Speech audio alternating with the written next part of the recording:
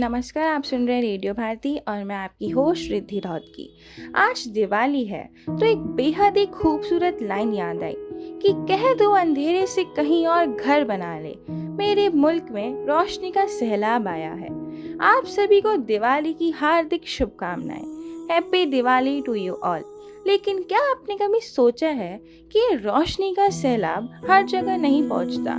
कुछ घर ऐसे भी होते हैं जहाँ आज भी अंधेरा है, पर दिलों में अब भी उम्मीद की लौ जलती है।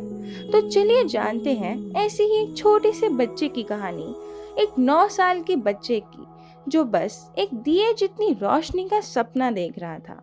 रवि सिर्फ 9 साल का था, लेकिन उसके सपने बहुत बड़े बड़े थे, बिल्कुल उन पटाखों और रॉकेट की तरह जो हर साल दिवाली पर आसमान को छू जाते हैं। रवि अपने घर जाता है और खिड़की से बाहर देखता है। सभी बच्चे नए कपड़ों में थे, उनके हाथों में पटाखे थे, इधर उधर भाग रहे थे, खेल रहे थे, मिठाइयाँ बांट रहे थे। लेकिन रवि वही पुराने कपड़े पहने ये सब देख रहा था। उसके मन में एक अलग ही उदासी थी। वह सोच रहा था कि काश मेरे पास भी नए कपड़े होते, पटाखे होते, तो वह भी इन्हीं की तरह दिवाली मना पाता। उसकी माँ उसे खिड़की के पास खड़ा देख उसके पास आती है। माँ ने धीरे से उसके कंधे पर हाथ रखा और बोली, क्या हुआ रवि, तू ऐसे खिड़की से बाहर क्यों देख रहा है? रवि ने कुछ देर सोचकर कहा, माँ सबके पास नए कपड़े हैं, बहुत सारे पटाखे हैं, सब कितने अच्छे से दिवाली मना रहे हैं, काश मेरे पास भी होते।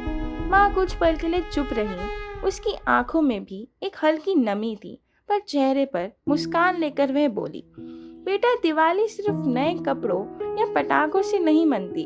असली दिवाली तो तब होती है जब हम किसी के चेहरे पर खुशी लाते हैं। माँ की बात सुनकर रवि कुछ समय के लिए चुप हो गया, लेकिन कुछ देर बाद वह उठा, अलमारी से एक कुर्ता निकाला और माँ के साथ दिए जलाने लगा। वह मुस्कुराने लगा।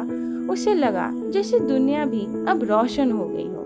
दूर आसमान में तो सिर्फ पटाखे ही चमक रहे थे, पर रवि के चेहरे की मुस्कान उनसे ज्यादा चमक रही थी।